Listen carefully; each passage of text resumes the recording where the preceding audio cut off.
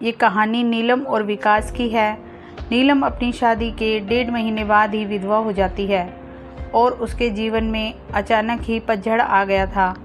नीलम को ऐसा लगता था जैसे वह संसार की सबसे बदनसीब औरत है। उसकी आंखों के आगे उसका अंधेरे जैसा भविष्य हमेशा घूमता रहता था। नीलम के घर में सिर्फ उसकी बूढ़ी माँ थी और नीलम के पति के गुजरने के बाद नीलम के पिता भी इस दुख से गुजर जाते हैं। एक बड़ा भाई था, लेकिन वो तो सबसे मुंह मोड़कर अपनी पत्नी को लेकर कहीं और रहने चला जाता है। इसलिए अब नीलम को लगता था कि ज़िंदगी में कभी भी खुशी उसके दरवाजे पर दस्तक नहीं देगी। इधर विकास की बात करते हैं। विकास की शादी 2 साल तक तो अच्छी चल रही थी, लेकिन फिर उसकी पत्नी का किसी और के साथ चक्कर चलने लगा और वो उस दूसरे आदमी के साथ खुलेआम अय्याशी करने लगी। फिर कुछ ही दिनों में उसने विकास को तलाक देकर दूसरे आदमी से शादी कर ली। विकास अपनी पत्नी से बहुत प्यार करता था, लेकिन तलाक होने के बाद वह अपनी पत्नी के बिना बिल्कुल ही अकेला सा हो गया और अपनी सुनसान वीरान जिंदगी अकेले ही काटने लगा। वह नहीं जानता था कि अब उसका भविष्य कैसा होगा, कभी वह फिर किसी से शादी कर पाएगा या नहीं। तभी एक दिन नीलम और विकास दोनों ही किसी की शादी की सालगिरह में जाते हैं। नीलम की एक सहेली विकास को जानती थी और उसी ने ही उन दोनों को मिलवाया था। विकास से मिलकर नीलम को अच्छा नहीं लगा, क्योंकि विकास अपनी पत्नी के बारे में नेगेटिव बातें कर रहा था और यह सुनकर नीलम को विकास पर गुस्सा आ रहा था कि वह औरत के बारे में इतना गलत कैसे बोल सकता है। लेकिन बाद में उसकी सहेली मंजू ने बताया कि विकास कितना दुखी लड़का है। वह अच्छे खासे पैसे कमाता है और उसके परिवार वाले भी बिल्कुल सीधे हैं, लेकिन फिर भी उसकी पत्नी ने दूसरे मर्द के चक्कर में इस बेचारे को धोखा दे दिया और अब विकास दिन रात रोता ही रहता है। यह सुनकर नीलम का दिल भर आया। वह मन में सोचने लगी कि एक शरीफ लड़के को मैं बिना मतलब ही बुरा समझ रही थी। तो उसी दिन से नीलम के मन में विकास के लिए एक प्रेम सा जाग गया। तभी कुछ ही दिनों बाद नीलम ने अपनी सहेली मंजू से कहा कि मंजू, मैं पता नहीं क्यों विकास को चाहने लगी हूँ और मैं उसे पसंद भी करती हूँ। अगर मंजू तू कुछ उपाय करके मेरी दोस्ती विकास से करवा दे तो शायद मेरी ज़िंदगी संवर जाएगी।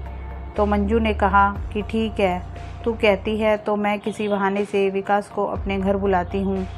मैं उसे तेरी सारी कहानी पहले ही बता दूँगी, फिर तू भी आ जाना, आगे तुम दोनों की किस्मत। तभी मंजू अपने जन्मदिन का बहाना करके विकास को अपने घर बुलाती है और मंजू विकास को नीलम की बीती हुई सारी बात बताती है और वो उसे यह भी बताती है कि शादी के 1.5 महीने में ही नीलम विधवा हो गई थी। विकास को नीलम का ऐसा हाल देखकर उसे बहुत दुख होता है। तभी विकास नीलम से मिलता है और उसे समझाता है। वाकई में नीलम एक बहुत दुखी लड़की थी। अब विकास यह तय कर लेता है कि वो नीलम का सहारा बनेगा। नीलम को भी विकास दिल से बहुत पसंद था और दोनों ही बाहर भी मिलने लगे ताकि वो एक दूसरे को सही से समझ सकें। एक दिन उन दोनों को ही एक दूसरे से बेहद प्यार हो गया और रात रात भर वो दोनों ही फ़ोन पर चैटिंग भी करते और कभी फ़ोन पर बातें भी कर लेते। विकास बहुत ही रोमांटिक लड़का था। वह अपनी बातों से नीलम का दिल जीत चुका था। नीलम को भी विकास के मुंह से अपनी तारीफ़ सुनना बहुत ही अच्छा लगता था। दोनों ही हर रविवार को मिलते थे, पार्क में घूमने जाते थे और कभी कभी रात को होटल में डिनर करने भी चले जाते थे। तभी एक दिन नीलम विकास को अपने साथ अपने घर ले गई और उसे अपनी माँ से मिलवाया।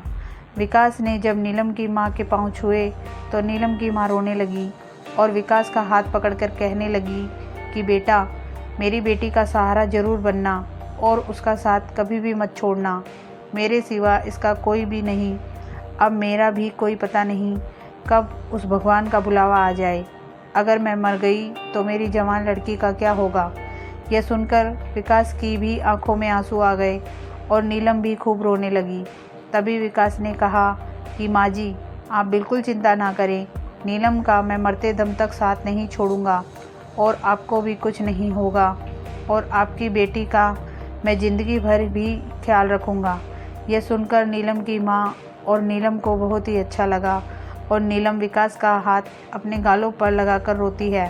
तभी एक दिन दोनों ही पार्क में बैठे थे तो नीलम ने कहा कि विकास, तुम अपने घरवाले से मुझको कब मिलवाओगे।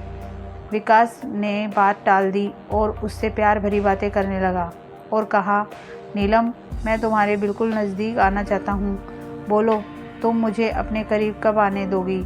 लेकिन नीलम विकास को अपने करीब आने से मना करती है, मगर फिर भी थोड़ा बहुत वो दोनों प्यार करते ही हैं। तभी नीलम की सहेली मंजू ने नीलम के कान भरना शुरू कर दिए।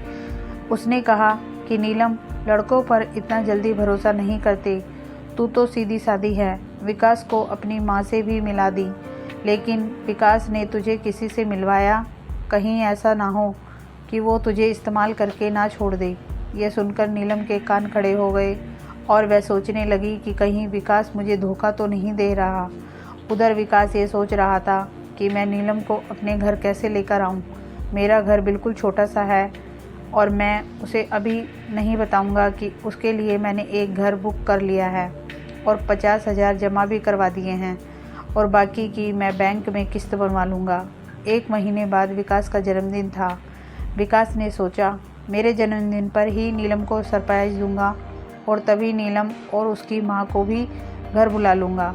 उसी दिन नीलम से शादी की सारी बात करके उसे सगाई की रिंग भी पहना दूंगा, क्योंकि नीलम के परिवार में और कोई नहीं है, इसलिए सारा कार्यक्रम नीलम और उसकी माँ के सामने ही हो जाएगा।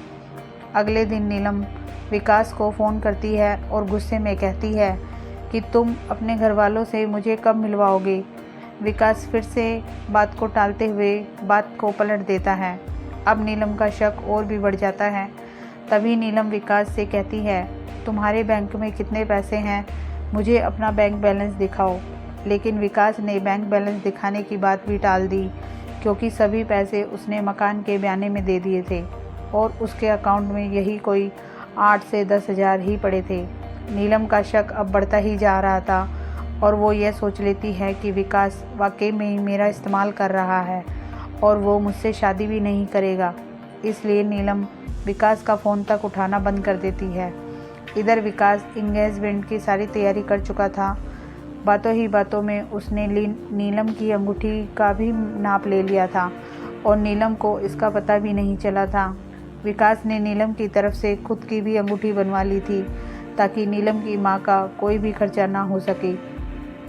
विकास ने किसी से थोड़ा कर्जा लेकर नीलम के लिए साड़ी और उसका सारा सामान खरीद लिया था और उसकी माँ के लिए भी एक सुंदर साड़ी खरीद ली।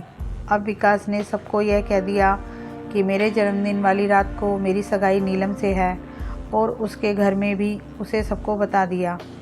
सारी तैयारी हो चुकी थी। तभी एक दिन विकास ने नीलम को 3 बार कॉल किया, मगर नीलम ने उसका फ़ोन गुस्से में उठाया ही नहीं और कहा कि क्या बात है, जल्दी कहो।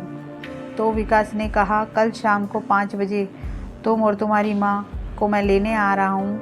तो नीलम ने कहा कि मुझे कहीं भी नहीं जाना। विकास ने कहा कि नीलम, कल मेरा जन्मदिन है।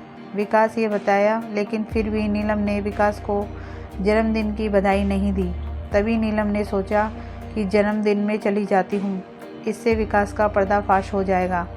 अगली शाम नीलम और उसकी माँ तैयार हो जाती हैं और अनिल की गाड़ी में बैठकर उसके साथ चली जाती हैं। पूरे रास्ते नीलम ने विकास से कोई बात नहीं की। उसे तो विकास के रूप में एक धोखेबाज नजर आ रहा था। तभी जैसे ही नीलम विकास के घर की दहलीज पर कदम रखती है, वैसे ही विकास की माँ आरती की थाली लेकर आती है और नीलम को टीका लगाकर उसकी आरती उतारती है। यह देखकर नीलम हैरान रह जाती है। तभी वो भी विकास की माँ के पाँव छूती है। उसकी माँ उसे अंदर आने के लिए कहती है। सभी लोग खड़े थे। विकास के बड़े भाई भाभी, विकास के भतीजा भतीजी और विकास की माँ, वह भोले भाले उनके बाबूजी, सभी लोग नीलम और उसकी माँ का स्वागत करते हैं और बैठने के लिए कहते हैं। अब विकास का जन्मदिन भी बन जाता है। उसके बाद नीलम जाने के लिए कहती है तो विकास की माँ कहती है कि बहू, तुम्हें जाने के लिए नहीं बुलाया है, हमेशा के लिए यहीं रखने के लिए बुलाया है। नीलम समझ नहीं पाती। तभी विकास की बड़ी भाभी 2 फूलों की माला और एक प्लेट में 2 अंगूठी लेकर आती है। यह देखकर नीलम विकास की तरफ बड़े ही आश्चर्य के साथ देखती है। तभी विकास एक अंगूठी नीलम के हाथ में रख देता है और कहता है, आज हमारी एंगेजमेंट है नीलम, और इस बात के लिए मैं तुम्हें सरप्राइज़ करना चाहता था। तुम्हें यह रिश्ता मंजूर है ना? नीलम रोने लग जाती है और मन में यह सोचती है कि मैंने किस लड़के पर शक किया। विकास ने नए मकान के कागज़ भी नीलम के हाथ में रख दिए और कहा कि नीलम, यह मकान मैंने तुम्हारे लिए लिया है क्योंकि हमारा ये घर थोड़ा छोटा है ना। इसलिए नीलम की आंखें अब अपने आंसुओं को रोक भी नहीं पा रही थी। तभी नीलम ने मकान के कागज़ अपनी सास के हाथ में रखते हुए कहा कि माँ जी, मुझे तो इसी घर में रहना है आपके साथ, मुझे नया मकान नहीं चाहिए। इस बात से घर के सभी लोग खुश हो जाते हैं। तभी विकास कहता है कि नीलम, तुम्हारी माँ भी हमारे साथ ही रहेगी, भला वो अकेली कैसे रह पाएंगी। ऐसा करते हैं, जो मकान मैंने लिया है वो पास में ही है, माँ को तुम वहीं शिफ्ट कर दो ताकि तुम अपनी दोनों माँ को संभाल सको। अब सब कुछ ठीक हो गया था। कहाँ नीलम एक शक की वजह से सब खत्म करने जा रही थी। यह गलती उसे बहुत महंगी पड़ने वाली थी, मगर नीलम ने विकास के घर जाकर अच्छा ही किया। इसलिए दोस्तों, जीवन में कभी भी किसी शक की वजह से आप अपने प्यार को कभी मत छोड़ना। पहले पूरा सच जानना, फिर कोई कदम उठाना, तभी आपका भी रिश्ता बच सकता है। धन्यवाद।